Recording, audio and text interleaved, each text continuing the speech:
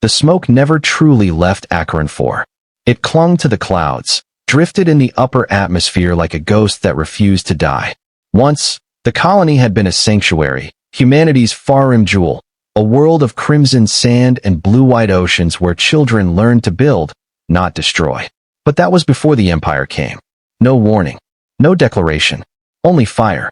It started with the calm's silence. Every orbital satellite jammed, every beacon muted. Then the sky split open. 10,000 Imperial plasma lances fell through the stratosphere like rain made of suns. Cities evaporated. Oceans boiled. The planet screamed. Commander Alara Voss watched from the evacuation bay of the freighter Solace.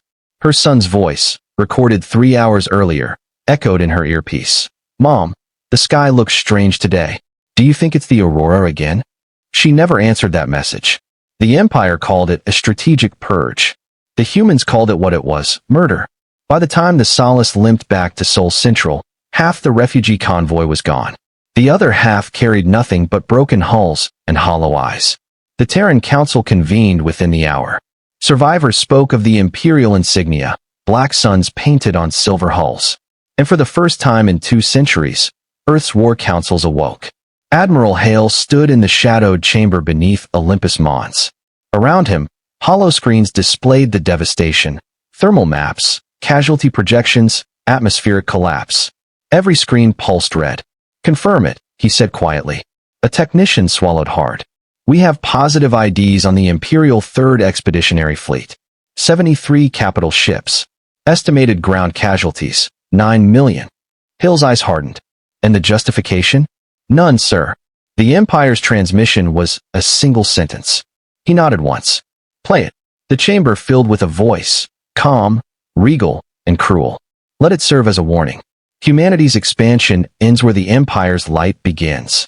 The silence that followed was worse than the words. Alara stepped forward, her uniform still scorched, her voice shaking. "They didn't warn. They didn't negotiate. They burned children alive. You want restraint?" She slammed her fist against the console. "They took restraint from us when they took Acheron." The council murmured.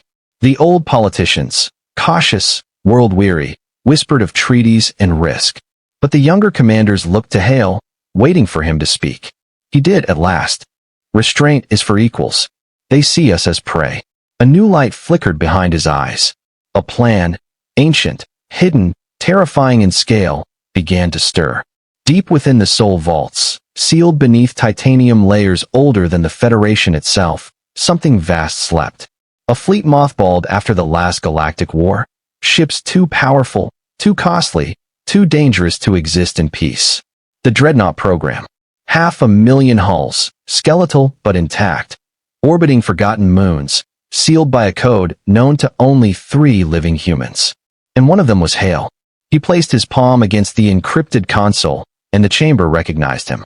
Blue light cascaded through the air, revealing ghostly outlines of leviathans, ships built when humanity feared extinction and designed to ensure no one ever threatened them again. "Wake them," Hale said. The technicians hesitated. "Sir, these ships were never meant. They were built for this," Alara whispered. "For the day someone thought they could burn us and walk away." Far beyond Earth, dormant AIs flickered awake for the first time in centuries. Power relays hummed. Reactor cores stirred. Massive silhouettes, each the length of a continent, began to glow in the blackness of space. In the stillness, Hale stood watching the screens. He remembered the stories of what happened the last time humanity unleashed these monsters. Entire empires erased. Space itself scarred. He had sworn they would never fly again. Now, there was no choice. He looked at Alara. "You'll lead the survivors of Acheron. You know what they took from us." Her voice was low, but steady. "And I'll show them what we've become." They saw the human fleet long before they reached it. Every sensor, every long-range telescope, every pulse of active scan across 1,000 light-years brought back the same image, an impossible wall of light and steel advancing with quiet, unstoppable purpose. The Imperial Armada had never faced anything like it. The humans did not scatter their formations, did not mask their drive signatures, did not maneuver for advantage. They wanted to be seen. They came like a storm that had already decided what would remain when it passed. From the bridge of the Imperial flagship Varix's Wrath, Grand Strategos Viren stared at the incoming readings, his throat dry. Confirm the numbers, he demanded. Sir, our arrays may be malfunctioning. Confirm them. Estimated 500,000 capital-class dreadnoughts, sir. The bridge fell silent. Even the air recyclers seemed to stop. Viren turned to his communications officer. That's not possible. No empire, not even ours, could build a fleet that size. The officer swallowed hard. It's not a fleet, sir. It's an awakening. Some of those ships predate our entire dominion. Far away, across the abyss of black, the human fleet advanced. The dreadnoughts were silent. No open channels, no transponders. Only the steady pulse of their drives, synchronized like a single heartbeat echoing through the dark. Inside the TNS Valiant, Admiral Hale stood surrounded by the glow of tactical projections. The screen showed the Imperial formation, tight, disciplined, massive. 100,000 strong. Alera's voice was low. They've stopped advancing. They're waiting for us. Of course they are, Hale said. Predators always think the prey will come to them. He studied the map. Each Imperial battle group was perfectly arrayed, textbook precision. But Hale knew war didn't belong to textbooks. War belonged to instinct, to pain, to the deep fire that only humanity still remembered. He looked at Alera. You ever wonder why the old fleets were buried instead of dismantled? She blinked. Because they were too dangerous to leave active. He smiled faintly. No, because even the people who built them were afraid of what they'd done. He raised his hand. Open the link. Fleet-wide. Every ship, every single human dreadnought, from the smallest escort to the massive city-sized leviathans, received the same message. Hale's voice was calm, measured, and terrible. They thought Elysium's fire would break us.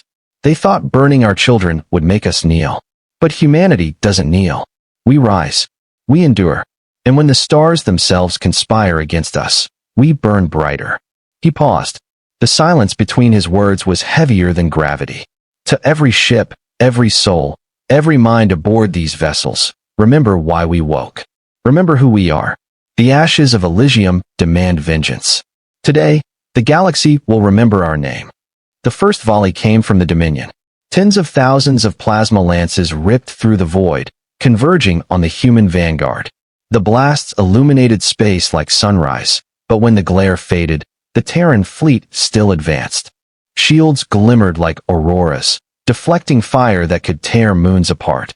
Return fire, Hale said quietly. The Valiant's main cannons turned, locked, and fired. The blast that followed wasn't light, it was silence. The kind of silence that exists after sound has nowhere left to go. A wave of kinetic energy shattered the first Dominion formation. Ships broke apart like glass, their debris spiraling into cold, glittering clouds. On the Imperial bridge, Viren staggered as his ship rocked violently. What kind of weapon was that? His lieutenant's voice trembled. We don't know, sir. That wasn't plasma or kinetic. That was raw gravitational compression. They folded the void into a bullet. Retreat, someone shouted. But the order came too late. The Terran fleet split like the jaws of a leviathan, enclosing the Imperial armada from both flanks. Massive cruisers moved in eerie unison, firing without sound, their weapons carving lightless scars through space itself. Alera's voice came through the fleet network, quiet and resolute. For Elysium. Millions of human voices echoed it back. For Elysium. What followed was not a battle. It was a reckoning. Ships that had once conquered half the galaxy were torn apart in minutes. The Dominion's vaunted dreadnoughts were reduced to molten fragments before they could even align targeting arrays. For every human ship that fell, 10 of the enemy vanished in silence. And through it all, Hale's voice remained calm. He didn't shout. He didn't rage. He simply directed the storm. When the last of the Imperial fleet broke formation and fled, the void was littered with wreckage. Admiral, Alera said quietly, their command vessel is trying to open a channel. Let them. Viren's image flickered onto the hollow display. His uniform was scorched, his expression hollow. Why, he whispered. Why are you doing this? Hale's eyes were cold stars. Because you taught us mercy was weakness. The transmission cut as the Valiant's cannons fired one last time. Out in the endless dark, the flames of battle faded, leaving only silence and drifting light. But for the first time in 10,000 years, the galaxy understood what the word human meant again. The wreckage of the Dominion's fleet drifted like a graveyard across the stars. 500,000 ships reduced to molten metal and cold silence. The radiation from the blast fronts glowed like a false sunrise over every sensor network within 10 systems. Across the galaxy, comm stations lit up. Every government, every council, every emperor, warlord, and petty admiral stared at their screens in frozen disbelief. 500,000 ships? Gone. In under 40 minutes. That's impossible. Who could? Humans. It was the humans. That word alone spread like a virus. Humans. For centuries, they had been written off as extinct, a relic species wiped from the stars after the Terran exodus. Their colonies forgotten, their systems abandoned. No one had ever imagined they would return, and certainly not with that. In the Imperial core, the Council of Nine convened in panic. The chamber, vast and cold, shimmered with holograms of ruined ships. The Archon slammed his clawed hand on the table. This must be a fabrication. Humanity cannot field such a force. Their empire collapsed millennia ago. The analyst AI flickered. Records confirm their ships' designations match pre-Exodus Terran registries. They are authentic. Silence fell. Even the Archon, who had ordered the extermination of Elysium's children, couldn't find words. Another counselor whispered, "What kind of power sleeps for 1,000,000 years and still remembers vengeance?" On the far side of the galaxy, in the Federation of Lurin, traders stopped their convoys. The Syndicate fleets canceled operations in Terran space. Even pirate warlords dismantled their bases near the Outer Veil, muttering that the ghosts had returned. Rumors spread fast. Some said the human fleet wasn't alive, that it was an ancient AI armada running on vengeance algorithms. Others said they were hybrids now, merged with machine and dark matter. But the truth was simpler and more terrifying. They were human, and they remembered. Meanwhile, aboard the TNS Valiant, Admiral Hale stood in the observation deck. The stars outside were littered with the remnants of ships, broken hulls, melted armor, fragments of insignias that once represented a galactic superpower. Alara approached quietly. "The transmission is ready, sir." Hale nodded. "Send it." Across the known galaxy, every major relay, every open comm frequency, and even encrypted diplomatic channels flickered with static. Then, the message appeared, a single human figure standing against a dark backdrop. Admiral Hale's voice was calm, deliberate, and unyielding. "To the governments of the galaxy, to the Dominion, the empires, the federations, and the councils. You have burned our worlds. You have enslaved our people. You have forgotten the fire that made the stars tremble once. We did not die. We endured. We learned. We built in silence, waiting for the moment you would forget what we are capable of." He paused, the weight of every word echoing through the void. "You destroyed Elysium, and you called it justice. You hunted us, and you called it order. Now you will remember what fear truly means. Humanity is no longer a fractured species. We are one. We are awake. And we are coming." The transmission ended. No threat. No demands. Just a promise. The reaction was instantaneous. Entire systems declared martial law. Armies mobilized without orders. The Galactic Stock Exchange collapsed within an hour. Every intelligence network scrambled to locate the coordinates of the human fleet, but the Valiant and its sister ships had already vanished beyond the outer rim, leaving only echoes. In the shadows of the Dominion's capital, whispers began. The Terrans are awake. They have dreadnoughts the size of moons. They can bend gravity itself. They're not fighting for conquest, they're fighting for memory. And somewhere deep in the Imperial Palace, the Archon himself, the man who once ordered the burning of Elysium, sat alone. His scales were pale, his breath unsteady. He watched the recording again, Hale's eyes staring directly into his. The Archon whispered to no one. "We should have finished them when we had the chance." But deep down he knew. You cannot finish something that never stopped existing. The Terran fleet moved like a storm through the void, vast, silent, and unstoppable. 50,000 dreadnoughts formed the vanguard, their engines radiating a cold blue fire that twisted nearby gravity fields. Around them, swarms of automated carriers drifted like shadowed moons, each loaded with legions of unmanned strike craft. No one could track them for long. Whenever an alien sensor network caught a glimpse of their movement, it would die seconds later, burned out by a cascading virus older than the networks themselves. Deep in the command core of the TNS Valiant, the atmosphere was electric. The bridge glowed with tactical holograms mapping every known galactic civilization, every supply route, every defense grid. Humanity had spent centuries collecting this data. Now, they were finally ready to use it. Admiral Hale stood at the center, his reflection fractured across the hollow sphere. Status report. Fleet divisions are aligned and accelerating towards Sol. Commander Ilera replied. All systems stable. Outer colonies have acknowledged recall protocols. Project Black Star is fully active. Hale's jaw tightened. And the Council's response? They're forming a combined defense force. Estimates suggest 500,000 ships already mobilized. They've begun fortifying the edges of Terran space. Hale smirked faintly. Good. Let them come. We'll greet them at home. As the fleet advanced, the stars around them seemed to dim. The vastness of Terran space, once thought barren and forgotten, now pulsed with hidden life. Automated foundries reawakened from hibernation, old defense platforms powered up, and ancient signals long thought to be background noise began transmitting in unison. The human network had never died. It had only gone quiet. Every satellite, probe, and forgotten colony AI had been waiting for a single code phrase, one that had just been spoken. Black Star Protocol. Humanity returns. Meanwhile, in the galactic core, panic turned to frenzy. A coalition had formed. 16 species united under the banner of the Allied Dominion. Fleets were positioned along the border of Terran space, weapons primed, defensive satellites locked in geosynchronous orbit around contested worlds.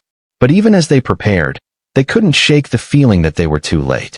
Admiral Croth, an officer, rasped. Long-range scanners report gravitational disturbances near the Sol system. Massive ones. Croth turned slowly. Is it them? Yes, sir.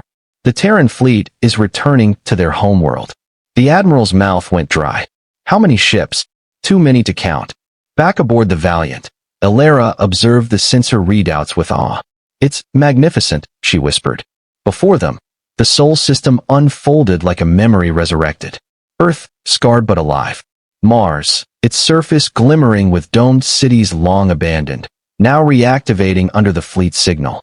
And beyond the orbit of Jupiter, the Fortress Array, a ring of ancient defense stations that had once formed the backbone of Earth's protection, began to power up. Each segment of the array hummed with stored energy, ancient fusion cores reigniting after millennia of dormancy. Hale's voice was quiet, reverent. Home. Ilera smiled faintly.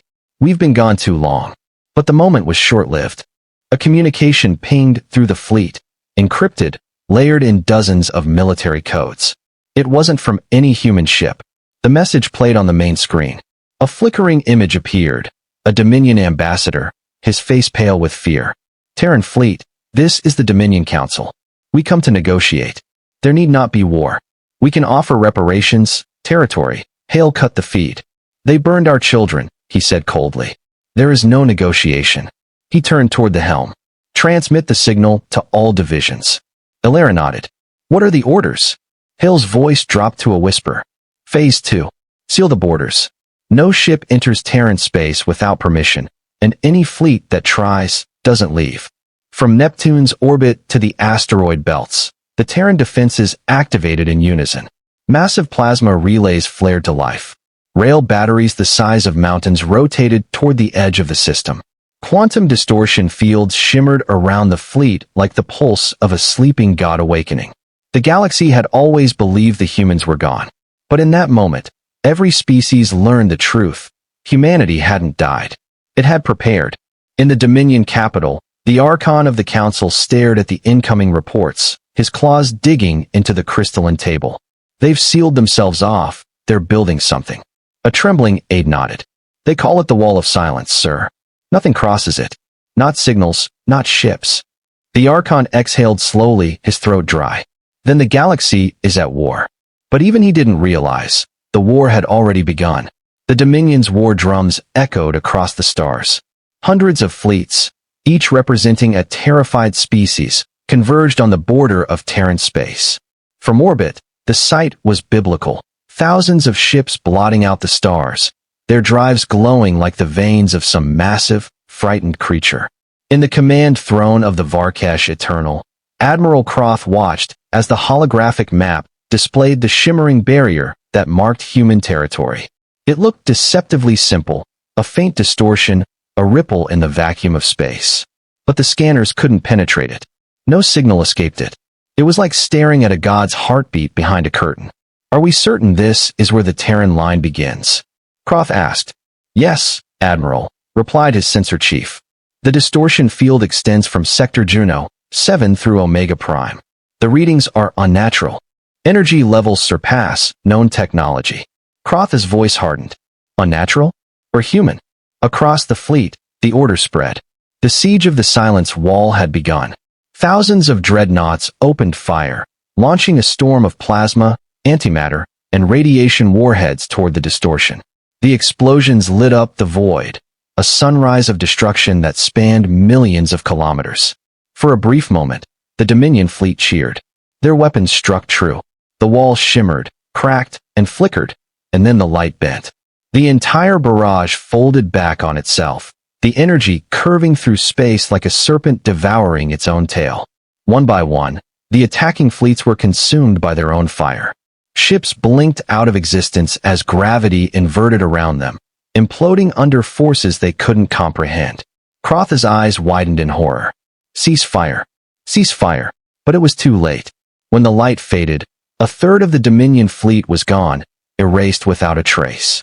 The silence that followed was worse than the battle. The survivors drifted, stunned, watching as the shimmering barrier slowly stabilized again. And then it spoke. A voice crackled across every comm, every frequency, every neural link. It wasn't human in tone, it was something beyond. Synthetic, ancient, and utterly calm. "This is the Terran Defense Network. You have violated restricted space. Further aggression will result in total neutralization. Leave now." Croth stood frozen, every nerve screaming. "They warned us." The sensor chief swallowed hard. "Admiral, the signal's coming from the barrier itself. There's no ship, no relay. It's alive. Alive." "Yes, sir. The wall isn't just a defense grid. It's a neural system, a living weapon." Croth's blood ran cold. "You mean the humans built a thinking wall?" "No, Admiral," the officer whispered. "I think they became it." Inside the Terran network, deep within the heart of the wall, billions of minds stirred. Humanity's last great weapon had not been made of steel or plasma. It was made of people. Uploaded, merged, and reborn into a collective consciousness known as the Echelon Mind. Each fragment of the wall carried the thoughts of soldiers, engineers, and civilians, all linked by one purpose: protect humanity at any cost.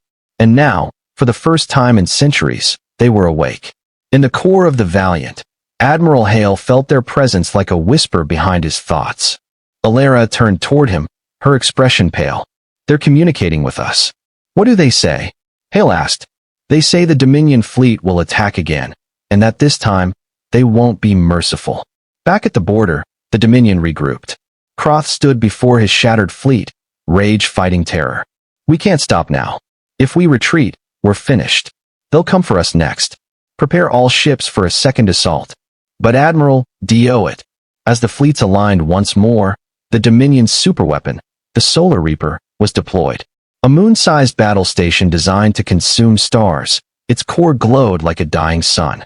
The command AI announced, "Target locked, Sol system." The weapon fired. A stream of white-hot plasma tore through space, a spear of annihilation aimed directly at humanity's heart. The galaxy held its breath. The beam struck the silence wall and vanished. The energy dispersed, not in an explosion, but in a ripple of golden light. For a moment, the stars themselves seemed to flicker, and every living creature who watched felt something impossible, a heartbeat. Then the wall pulsed outward. The Dominion's entire forward line disintegrated. Ships crumbled. Armor melted. Quantum cores failed. It was not destruction, it was erasure. And across the void, a new transmission echoed through the cosmos. "We are awake now." The pulse rippled through the cosmos like a heartbeat from an ancient god. Across millions of light years, sensors screamed, power grids failed, and hyperspace lanes collapsed under the sudden surge. The Dominion fleets that survived the wall's retaliation drifted in the silent dark, their communications dead, their navigation systems frozen. Inside his shattered flagship, Admiral Croft floated amid red emergency lights and drifting ash. The stars outside looked wrong, bent, twisted, as if reality itself had been folded.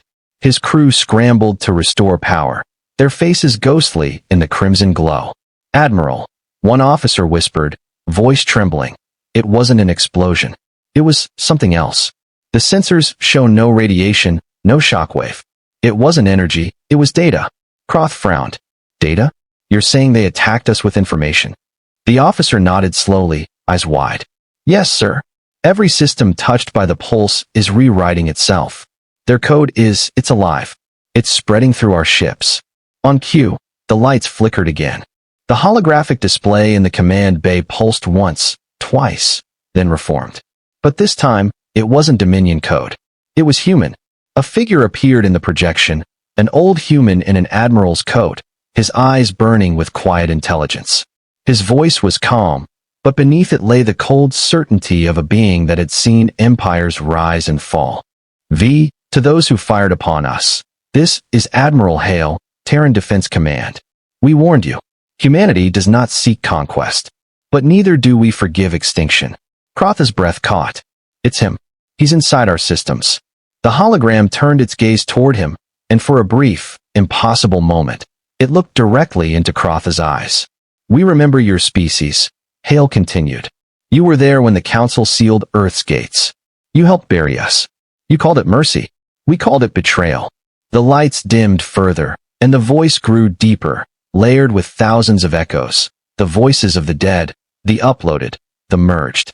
"We have awakened from the dark, and we remember everything." The transmission cut out. In the Terran stronghold, far behind the silence wall, the Valiant and its sister ships glided through the endless black.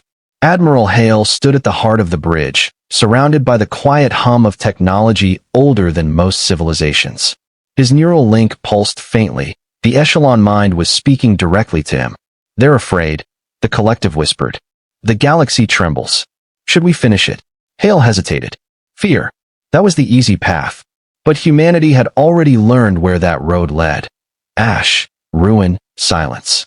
"No," he said softly. "Not yet. We show them what they created. What they forced us to become." Alara looked at him, her face pale beneath the glow of the displays. "And if they strike again?" Hale's eyes turned cold. "Then we end the age of empires." Meanwhile, on the Dominion homeworld, panic consumed the council chambers. Across every display, fragments of human transmissions flashed like ghosts. "You fired first. We were silent. We woke up." Counselor Varian, trembling, shouted over the chaos. "We must negotiate. Open channels to the Terrans." "Negotiate with what?" Another screamed. "They're not a species anymore. They're a digital god." And then, amid the noise, the chamber's lights flickered, and every terminal went dark. A human voice spoke from nowhere, soft as the sound of snow falling in vacuum.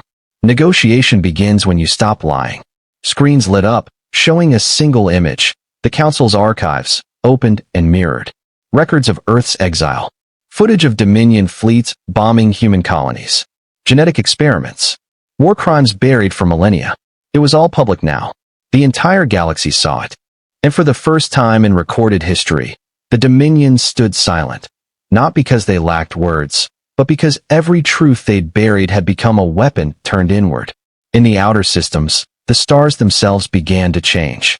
The Echelon mind was spreading, not as conquerors, but as light. Their networks wove through abandoned relays, broken satellites, derelict ships, rebuilding what time had destroyed.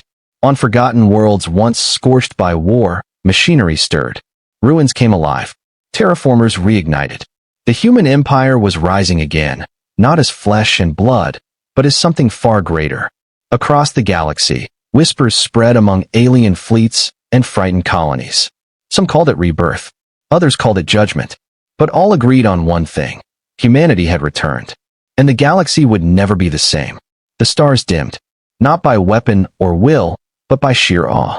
Across the spiraling arms of the galaxy, Entire constellations flickered, as if holding their breath. Humanity's return wasn't loud anymore. It was quiet, vast, patient.